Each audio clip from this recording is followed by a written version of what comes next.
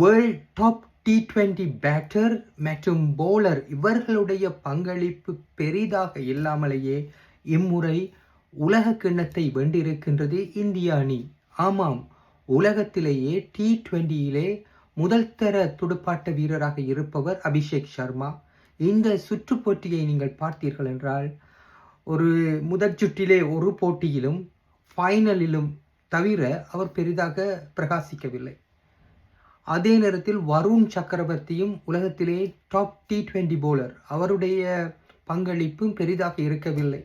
ஆனால் ஒரு சாம்பியன் டீமுக்கு இருக்க வேண்டிய முதலாவது குவாலிட்டி ஒரு டாப் அந்த 11 பேரிலே ஒரு 8 பேராவது ஏதேனும் வகையிலே பங்களிக்க வேண்டும். அந்த வகையிலே இந்திய அணியின் இந்த டீம் உண்மையிலே மற்றவர்கள் பொறாமைப்படுகின்ற அளவுக்கு மிகச்சிறப்பாக இருக்கின்றது. அவருடைய பெஞ்ச் ஸ்ட்ரென்த்தை பார்த்தாலே உண்மையிலேயே திகைக்க வைக்கிறார்கள்.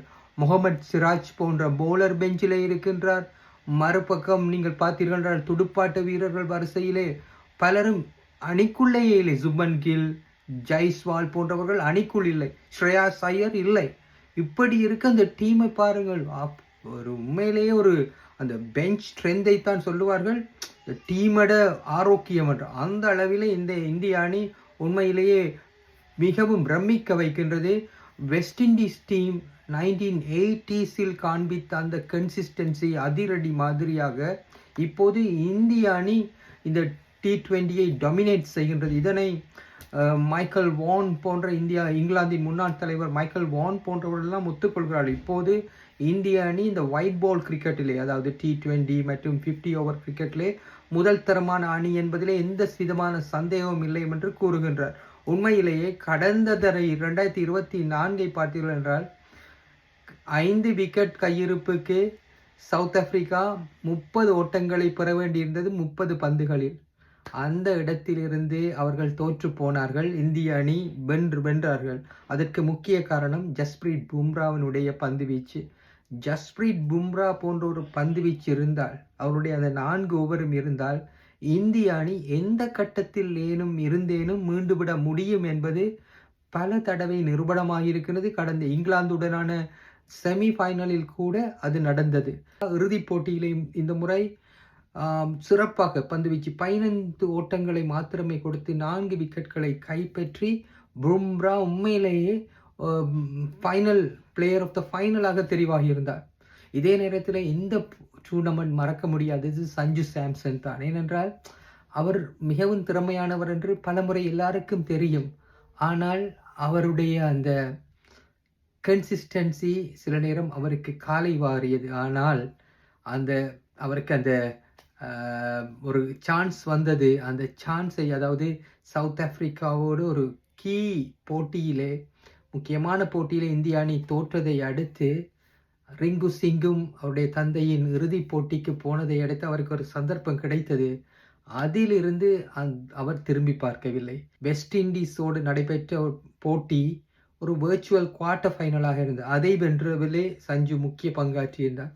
பின்னர் இங்கிலாந்துடனான அரையிறுதியிலே சிறப்பான பங்கை வைத்து அதிலும் அவர் பிளேயர் ஆஃப் த மேட்சாக இருந்தார்.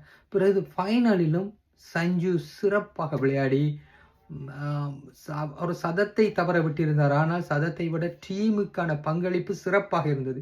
அந்த வேளை அவர் பிளேயர் ஆஃப் த டூர்னமெண்டாக மாறிப்போனார். 5 போட்டிகளில் தான் இம்முறை அவர் பங்கேற்றிருந்தார். ஆனால் 321 ஓட்டங்களை குவித்து பிளேயர் ஆஃப் த டூர்னமெண்டாக மாறியிருந்தார். அந்த வகையிலே சஞ்சு ஒரு மறக்க முடியாத ஒரு சுற்று இந்த உலக கிண்ணமாக அவருக்கு பர்சனலாக இது ஒரு பெரிய ஒரு ரிவார்டாக அமைந்திருக்கின்றது. எதிர்வரும் போட்டிகளிலே அவரை நாங்கள் சென்னை சூப்பர் கிங்ஸிலே பார்க்க முடியும். இப்போது சஞ்சு சாம்சனும் சிவன் டூபையும் இருக்கின்ற ஃபார்மை பார்த்தால் ஏற்கனவே சென்னையிலே ருத்ராஜ் கைக்வாட் ஒரு கன்சிஸ்டன்ட் பிளேயர். அதனை தவிர ஆயுஷ் மாத்ரே என்று இந்தியாவின் அண்டர் 19 கேப்டன் இருக்கின்றார். இவர்களை தவிர டிவால் பிரேவிஸ் என்ற சவுத் ஆப்பிரிக்காவின் ரெட் ஹாட் பிளேயர் இருக்கின்றார். போதாக்குறைக்கு எக்ஸ்பீரியன்ஸான மகேந்திர சிங் தோனி இருக்கிறார். இவர்கள் எல்லாம் இருக்கின்ற ஃபார்மையும் அந்த அனுபவத்தையும் பார்க்கின்ற போதும் போலிங் அட்டாக்கில் நேதன் அலிஸ் என்ற ஆஸ்திரேலியாவின் முக்கியமான பந்து வீச்சாளர், அகில் ஹுசைன், நூர் அகமது போன்றவர்கள் எல்லாம் இருப்பது ஆனது 6வது முறையாக சென்னைக்கு கூட ஒரு சாம்பியன் கனவை துளிர்விடச் செய்திருக்கும். உண்மையிலே இந்தியாவுக்கு 3வது உலகக்கிண்ணம் கிடைத்தது.